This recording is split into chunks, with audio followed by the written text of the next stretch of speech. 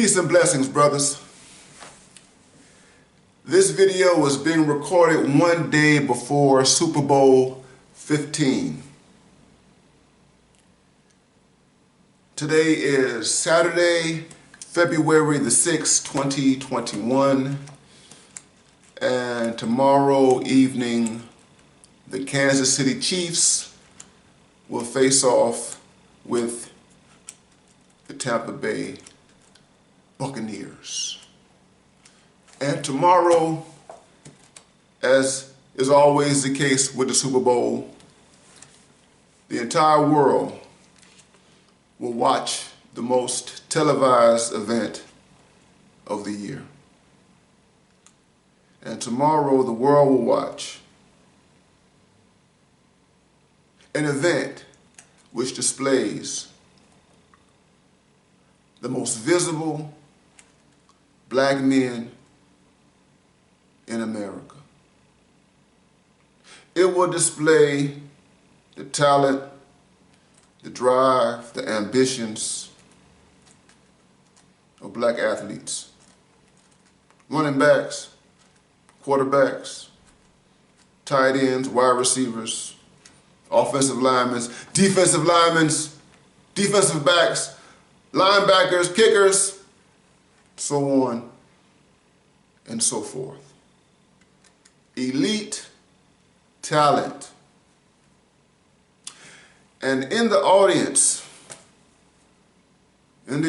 of those who will watch this televised event all over the world, you're going to have black boys and you're going to have black male youth.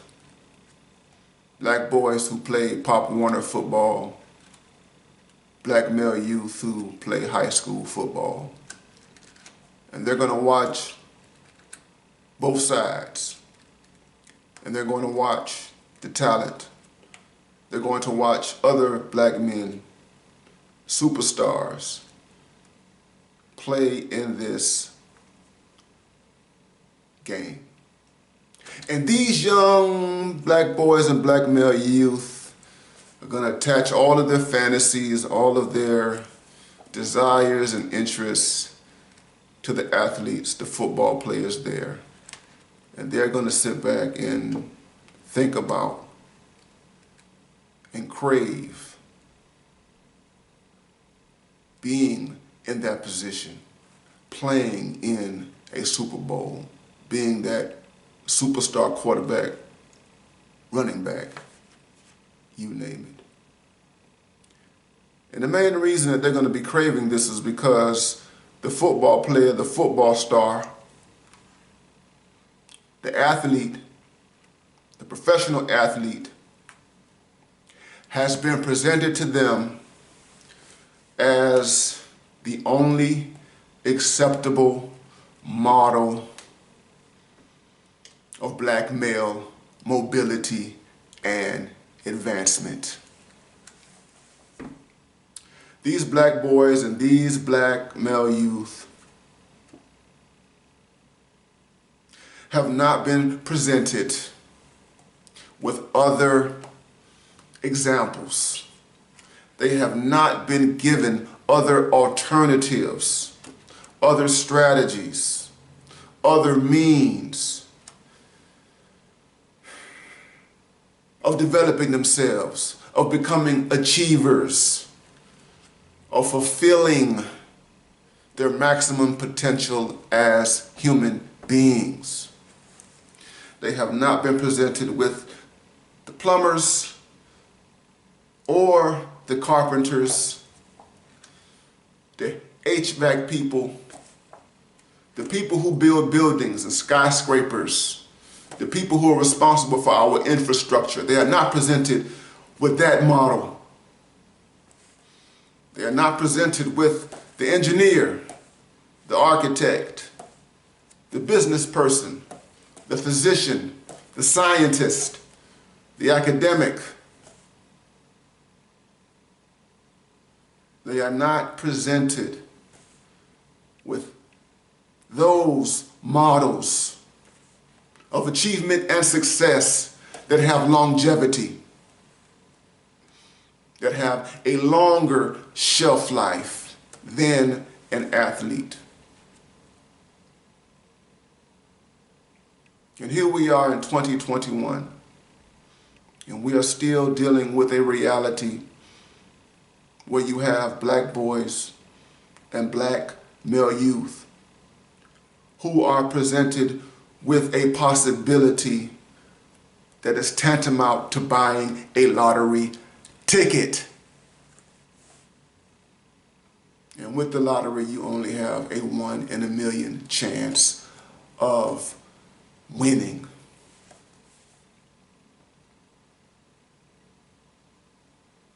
We love athletes, but for some reason, brothers, for some reason, we don't love other models. This, brothers, is a memoir of Neil deGrasse Tyson. Neil deGrasse Tyson. For you guys who don't know who Neil deGrasse Tyson is, he is an astrophysicist. He is the director of the Hayden Planetarium. And Neil deGrasse Tyson is a person that we don't talk about in black society. You can't pick up Ebony magazine and find him featured anywhere there. You can't pick up an Essence magazine and find him featured anywhere there. You can't go to any black publications that are online, The Root, The Griot, Madame Noir. You can't go anywhere to find this individual. There was a conversation that Neil deGrasse Tyson was involved in with the evolutionary biologist Richard Dawkins. And the conversation is called The Poetry of Science. You can find it on YouTube. Just look for The Poetry of Science. It's almost 10 years old. It's a conversation that Neil deGrasse Tyson and Richard Dawkins had at Howard University. And in this conversation, you have this astrophysicist, a man who is concerned about the universe and what makes the universe tick, talking to a biological evolutionist. And this type of conversation, brothers, is a conversation that we don't have in black society when it comes down to black boys and black male youth.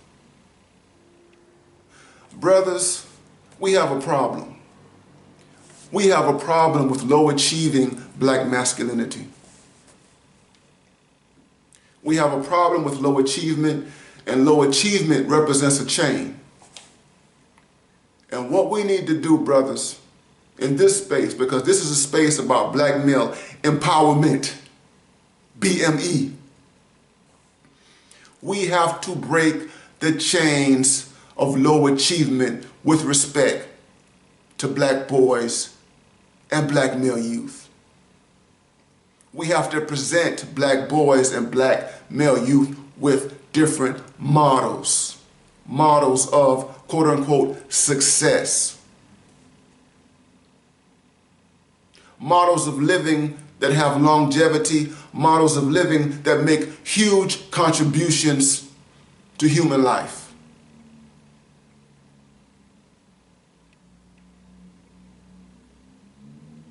And brothers, we have to confront many of the problems, the internal problems within black society that contribute to underachieving black boys and black male youth. This is a great conversation between two scientists. But Neil deGrasse Tyson is significant because he's a black man. And he's a black man who made it to a university, up to Harvard University, through sports.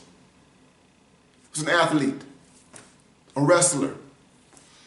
And along his journey, he dealt with barriers, racial barriers, doubters, people who thought that he was less than simply because he was black and male and young.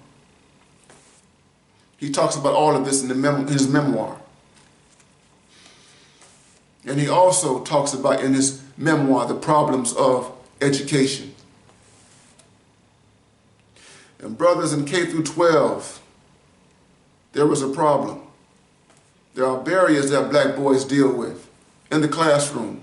Barriers in terms of teachers and administrators and school policies that limit the development of black boys and black male youth. Yes, we have to deal with the impact of racial discrimination that relegates many black boys to special education. And we have to deal with the low expectations that many teachers have of black boys. This is a very real thing. And there are all sorts of activists who are fighting to change that reality. But here's the real challenge, brothers. The school system by itself, K through 12, should not be solely responsible for investing in the development, the educational development of black boys and black male youth. We have to take responsibility for what happens to black boys when they're not in school. What happens when the school bell rings? What happens in the afternoons? We have to be responsible for what happens to black boys on the weekends in terms of their educational development. We have to be responsible for what happens to black boys and black male youth during the summers when they are not in school.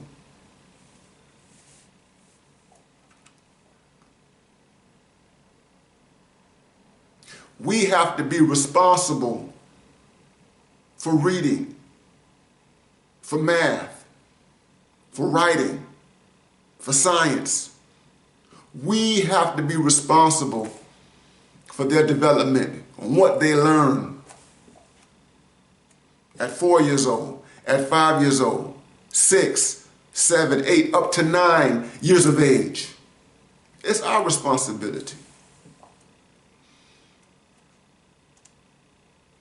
If these black boys are not proficient in reading, science, and math, or at least they don't have the fundamentals, they don't have the rudimentary elements necessary by the time they reach the age of 9, that is simply not just the responsibility of a school system. It is our responsibility. Those who are the guardians of black boys and black male youth, mothers and fathers. Mothers and fathers, and we have to qualify, since the vast majority of black boys live with their mothers and seemingly are exclusively raised by their mothers and women. They are responsible for the underachievement, educational underachievement of black boys and black male youth. And brothers, we have to deal with the imperative of high achievement. Because the reality is that underachieving black boys and black male youth, underachieving black masculinity, that has not acquired skills,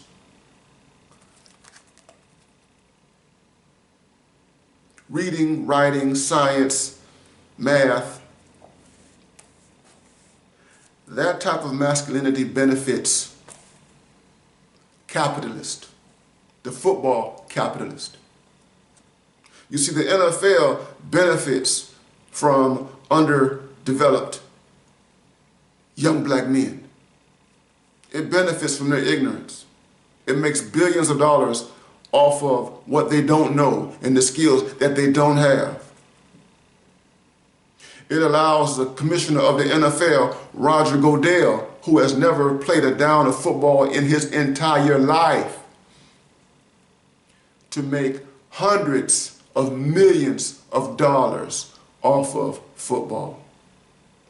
And it allows those owners, those 32 owners of NFL teams, to continue to make billions upon billions of dollars on the backs of black male athletic labor, particularly that labor which is underachieving in terms of intellectual skills.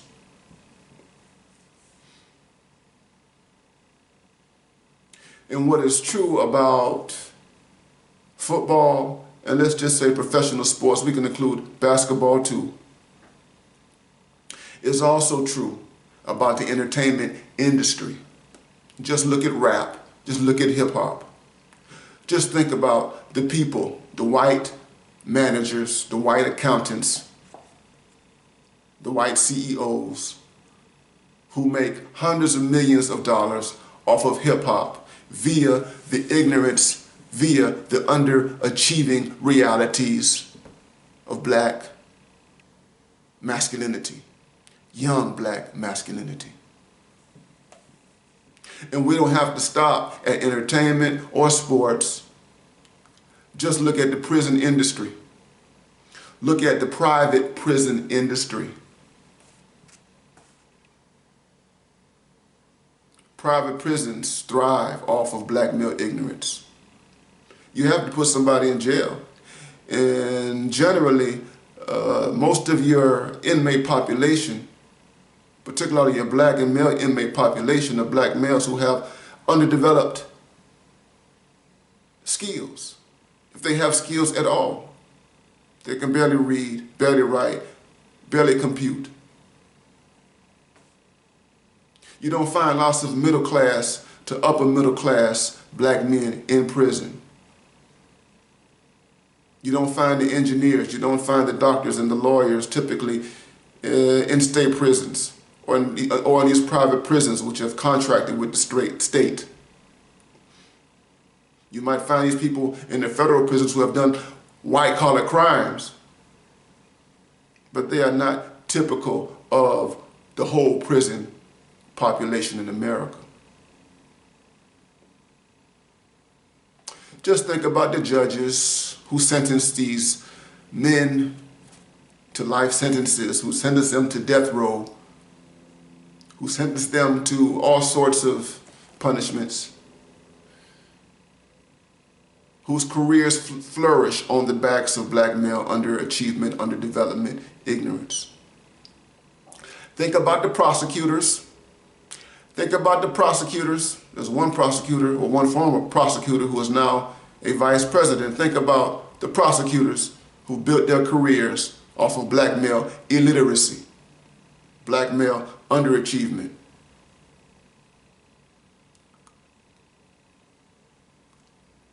You've got the wardens, you have the correctional officers, you have an entire economy. State attorneys whose careers exist and are advanced due to the existence of underachieving black masculinity. And brothers, black male agency and black male independence means that we have to break the chains of underachieving black masculinity. That we confront not only the external constraints, those outside forces that keep us underdeveloped, we must also confront the internals. We must confront us, confront the mamas, confront the daddies, the aunts, the uncles, the grandparents, the sisters, the brothers, the cousins, the entire community, which is content, which has accepted low achievement with respect to black boys and black male youth, where low achievement is normalized. And this accounts for why we have no problem with black men overrepresented in the prison population, and why we have no problem with black men overrepresented in the homeless population. Because we have accepted low status. And we choose not to broaden our perspective of the world and the universe to expand how we understand black masculinity.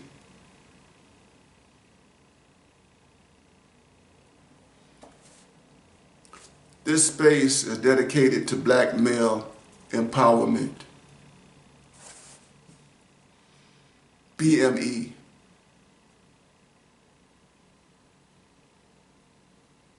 And in this space, we are intent with breaking the chains of low achievement and producing a culture where you have a different type of black man, where you have new expressions of black masculinity that are not restricted to sports, not restricted to entertainment, not restricted to crime and the streets, not restricted to an economy that keeps us at the bottom of this society.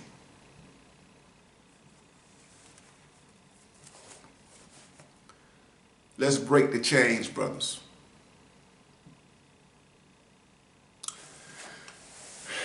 This, once again, is another BMI, BMA message to black men.